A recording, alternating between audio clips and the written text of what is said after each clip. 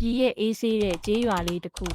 ခနောင်းကုန်းဒီရွာမှာနှစ်ပေါင်း100ကြော်ကြပြောနေကြတဲ့တရေဇလန်းတစ်ပုဒ်ရှိပါတယ်။အနီရောင်စက္ကူပဲရဲ့အကြောင်းရွာသားတွေရဲ့အဆိုအရည10နှစ်နာရီကျော်တိုင်းလမ်းကြံအုပ်ကူတွေကြားကဖဲကစားတန်ကြားရတဲ့တချို့ကကြားဘူးတယ်။တချို့ကမျက်ဝါးထင်ထင်မြင်ဘူးကြတယ်။အဲ့ဒါမဖဲဝါရဲ့တရေမဖဲဝါသူမကဖဲကစားရင်လူသက်ခံရတဲ့မိန်းမမှာ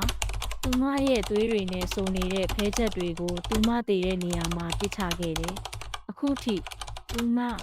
ဖဲကစားဖို့လိုနေစေ1983ခုနှစ်ကရွာလူငယ်9ယောက်စမ်းတက်ဖို့ညတကောင်မှာအုပ်ကူတွေကြားတဲ့ဖဲကစားခဲ့ကြတယ်။သူတို့တွေကတယောက်ကအနီရောင်ဖဲချက်ကိုကောက်ယူခဲ့မိတယ်။ခဏအတွင်းမှာပဲသူတို့ကြားကဖဲချက်ဖြန့်တန်ပြီးတော့ငါနဲ့ကစားမလားဆိုတဲ့အမျိုးသမီးတယောက်ရဲ့အတန်နည်းနည်းကြတော့ရွာသားတွေကလူငယ်တွေကိုသွေးချောင်းစီးပြီးအိမ်မက်ဆိုးထဲမှာငိုနေတာတွေ့ရတယ်။တယောက်ပြီးတယောက်